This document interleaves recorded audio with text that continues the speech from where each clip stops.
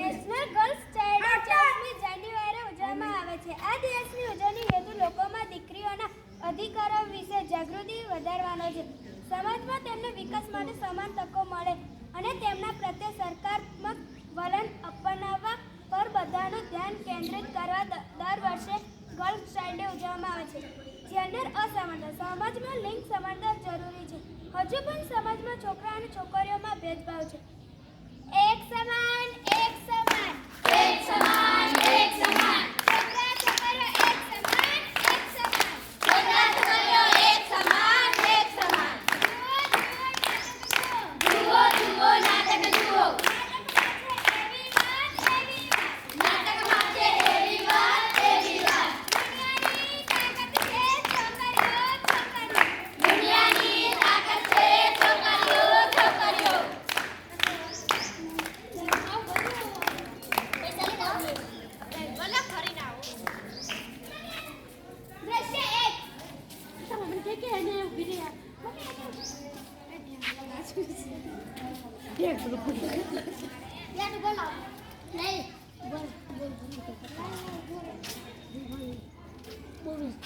જો બેટા હું તારા માટે શું લાવ્યો? બેટ અને બેટથી 6 અને ફળ મારજે.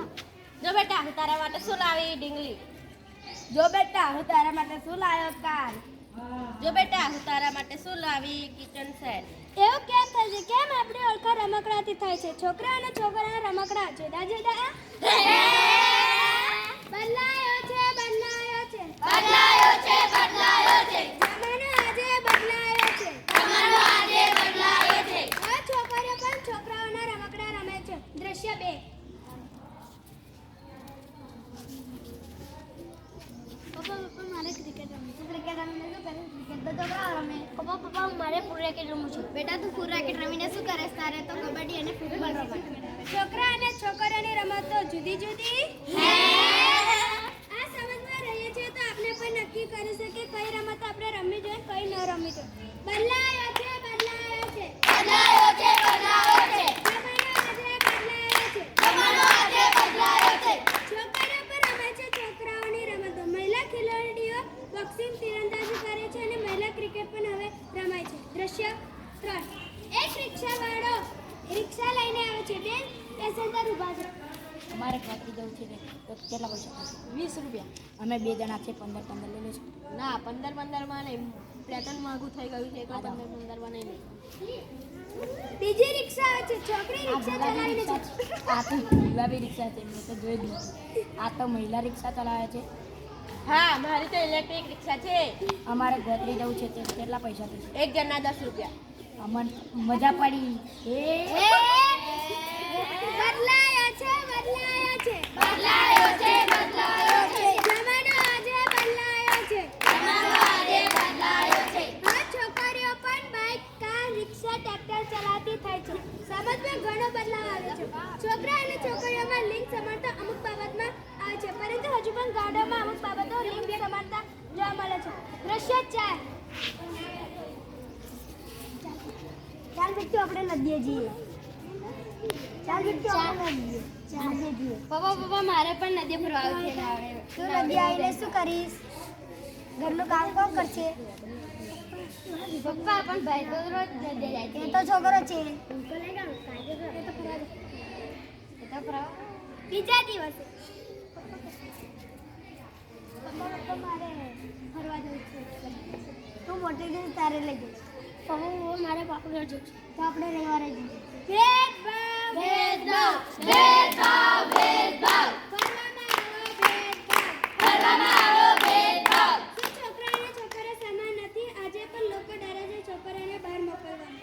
દ્રશ્ય 5.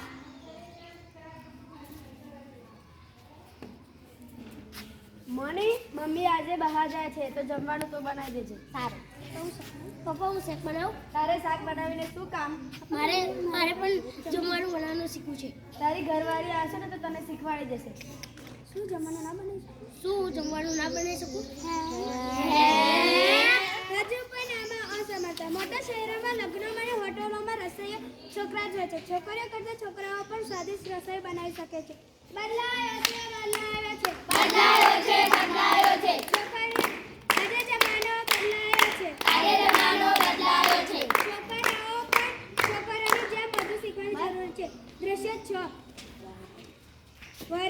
વર્ગમાં સર તેમના વિદ્યાર્થીઓ સાથે બેઠેલા છે. સુનિલ, તારા પપ્પા શું કામ કરે છે? મારા પપ્પાનો નોકરી જાય છે. અને તારી મમ્મી શું કામ કરે છે? મારી મમ્મી પશુપાલન. તું કાલે ઘરે જઈને તારી મમ્મી શું કામ કરે તે જોજે. સુનિલ ઘરે જાય છે. આખો દિવસ મમ્મીનું કામ જુએ છે. બીજા દિવસે શાળાએ જાય છે. સુનિલ, તારી મમ્મી શું કામ કરે છે? મારી મમ્મી તો બહુ કામ કરે છે. મારી મમ્મી વાસણા ધોવે છે, લુગડા ધોવે છે, પોતું મારે છે, કચરા પોતું કરે છે અને આરામ જ નથી કરતી. કોઈ કામ નાનું કે મોટું નથી હોતું. એક દિવસ તમારી મમ્મી તમારા મામાને ઘરે જાય તો કોણ જમવાનું બનાવશે? સાચી વાત છે સર.